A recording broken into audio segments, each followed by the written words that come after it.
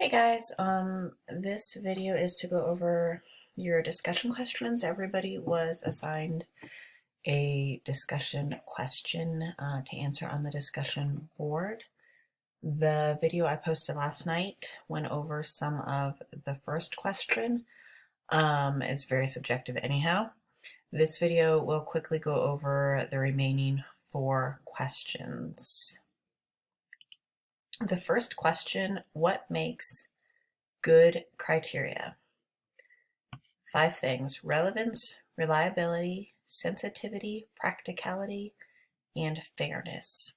So for relevance, what we're really concerned about, whether or not it is actually job related. So it might be a good criteria for something else, but not for the specific job that you are using it for. So the very first thing that you want to check is that it is relevant. Second thing we want to check is it reliable? So if I test Ametria today and then I test her again in 4 months, are the results at least somewhat close to the same? If it's the exact same test, they should be close, if not identical. If they're not, your criteria is not reliable. Is it sensitive? Can it actually differentiate between your awesome performance and your kind of sucky performance? So that's, again, talking along that continuum. So if everybody is kind of, when they are tested against this criteria, like meeting here in the middle, it is probably not sensitive enough to actually designate who your good performers are and who your bad performers are. Is it practical? So how much does it cost? How much time does it take? If it's too costly or it takes too much time, it's not practical. Most places won't use it. You probably won't use it. Find something different. Also, is it fair? So does it unfairly judge men higher than women or women higher than men? Some tests will do that. So like if it's going to be a test of height, men will almost always score higher, right? The 2 things, especially in relevance, that we want to look for, this criteria deficiency and criteria contamination. So criteria deficiency is where so talking about in that last video, the ultimate criteria and the actual criteria. Criteria deficiency is when the actual criteria, what you have boiled it down to, is missing a part of the ultimate criteria that is actually very important. So if you have a criteria, so for an instructor, to be able to get up and enunciate, or to teach so that students learn. If you're missing that entire section in your criteria, you're probably missing, you have some criteria deficiency. Criteria contamination is things measured that are not actually part of your ultimate criteria. So this usually comes in when a person makes a judgment. It's very subjective, and there is bias contamination in their response. You want to read a little bit about that. That starts on page 103 and goes through page 107. What is dynamic criteria? This is on page 111 for those of you that have this question. I believe this is question number 3. Remember, you respond, you do your original post on the question I assigned to you. You must respond to 2 others that wrote on something different. So even though these questions may not be your question, you're still going to want to read them, especially if you're responding to that post.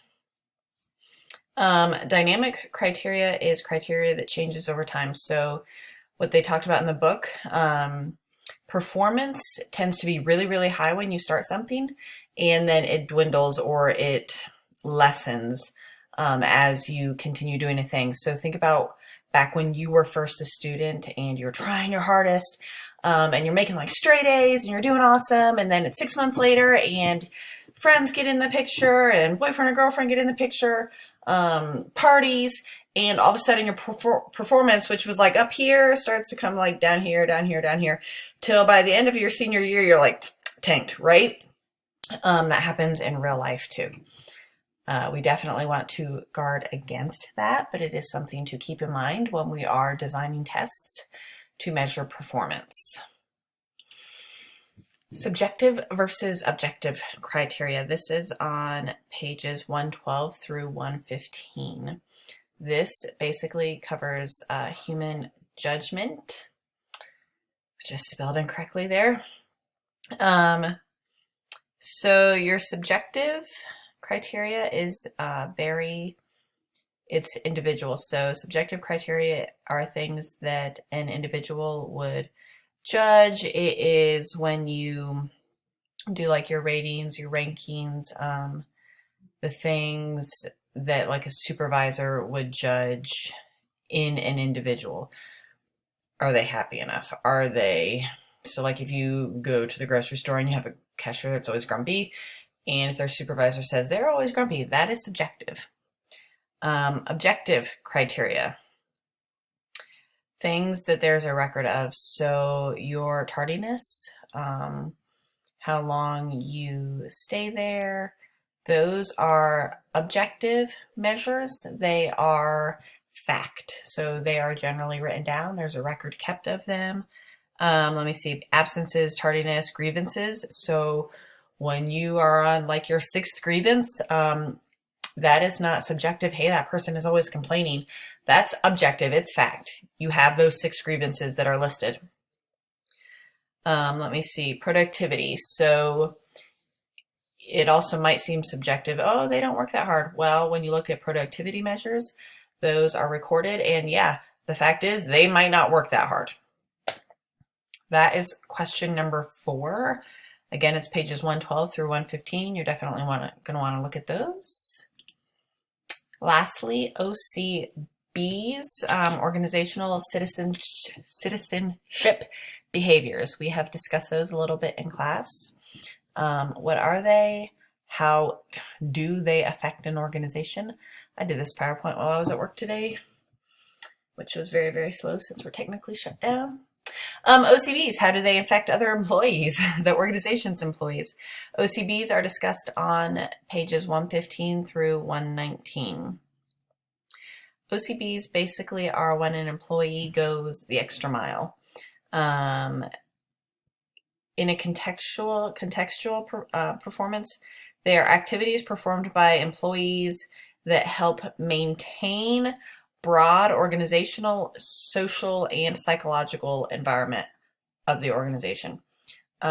You're definitely going to want to read up on these. The question number 5 asks about when OCBs go too far, if they can actually hurt an organization. I believe that starts on page 119, so the last page, but you will not be able to just jump to page 119 without reading the others because you will not know what you're talking about. The 5 categories of OCBs are enthusiasm, volunteerism, helping others / sportsmanship, so like jumping in when your coworker needs a hand, meeting deadlines and complying with the rules, and supports and defends the organization. Questions. Should employees be judged in their yearly review on their OCBs? So should OCBs be used as a yardstick? Should they receive ratings on those since they are not technically part of the job? You do not have to respond to me, but it is an interesting question since some employers do use OCBs in their performance reviews, although they are not technically part of the job. Certainly, for the most part, if you are high in OCB behavior, your ratings will be higher both with your employer and co-employees. And so what are your thoughts? Do you think that people should be judged? Should it be even allowed? that employers or supervisors can use OCBs in their performance reviews. Also, what about when your OCBs, which are contextual performance, what about when you work more on those than your actual task performance, which are the things that you're like that you actually have to do to perform the job? So think about your job analysis, the tasks. So when they put more time in their OCBs than their actual tasks, what do you think should happen then, or what would your thoughts be on that? Your discussion board responses are due tomorrow night. I will not be posting another video between now and then, so most of your responses and homework should be within these videos. We are probably going to go a little longer in video than 5 minutes like I was thinking. I can talk. I hope these videos are helpful. Let me know if there's anything that you need that I'm not discussing in them. I touched on each one of the questions for the discussion board.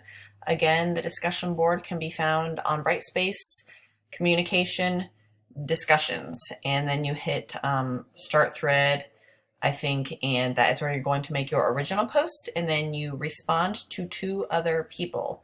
Do not forget the assignment that I spoke about in, I think, the second video, where you are to make a list of the ultimate criteria for your job analysis. So you would list 15 to 20 different things and then break that down into at least 8 to 10 actual criteria.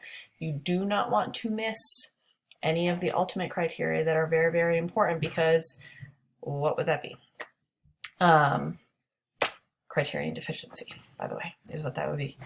Let me know if you need anything. I will check back with you guys this weekend.